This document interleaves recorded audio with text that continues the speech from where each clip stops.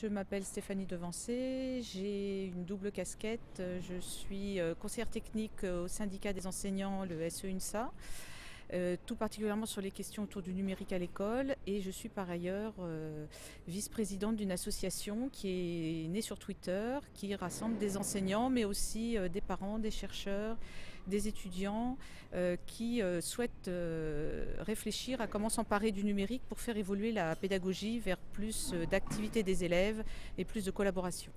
On est un petit groupe d'enseignants très, très motivés, très moteurs. Il se passe plein de choses intéressantes dans plein d'endroits, mais ça reste, en termes de nombre d'élèves touchés, très marginal.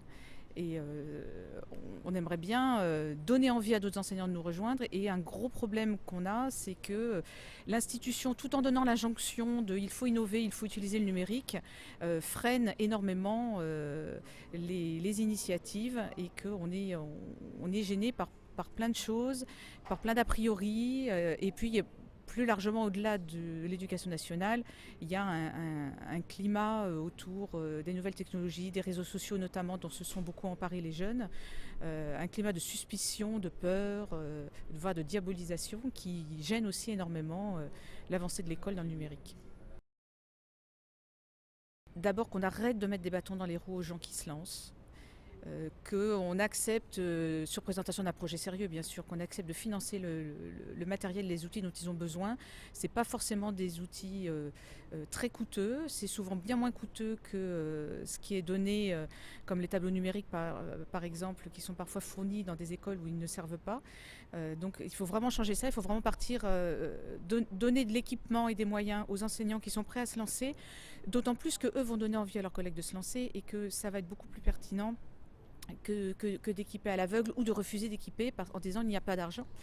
Et puis il y a vraiment un problème au niveau de la formation, c'est-à-dire que les jeunes enseignants ne sont pas plus aptes que les anciens à travailler avec le numérique. On voit d'ailleurs bien dans les gens qui se bougent et que je connais autour de moi, il y a des jeunes, il y a des moins jeunes, mais il n'y a pas plus de jeunes. Hein. Donc ça n'évolue pas.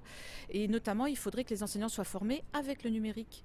Si on veut qu'ils utilisent le numérique pour faire classe à leurs élèves, la moindre des choses, ça serait qu'ils découvrent, au moins dans leur formation d'enseignant, ça serait encore mieux qu'ils le découvrent avant, qu'est-ce que le numérique peut apporter à leurs apprentissages et à leur formation.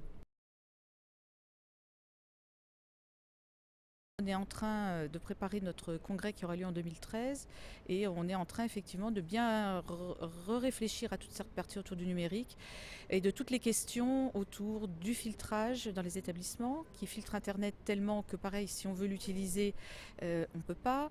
De voir aussi comment on peut soutenir ces enseignants qui sont prêts à se lancer et comment on peut aussi reconnaître leur travail et souvent le temps infini qu'ils passent volontairement sur leur temps libre pour créer des choses au service de tous. Alors on n'est pas naïf, hein, on sait que les contraintes budgétaires sont ce qu'elles sont, mais au moins que ce soit reconnu et que ça fasse partie d'ailleurs des modalités qui sont évaluées pour notre travail. Ce qu'on peut aussi laisser à la disposition des autres sur le net, les échanges qu'on peut avoir en ligne et les communautés d'enseignants qui se créent.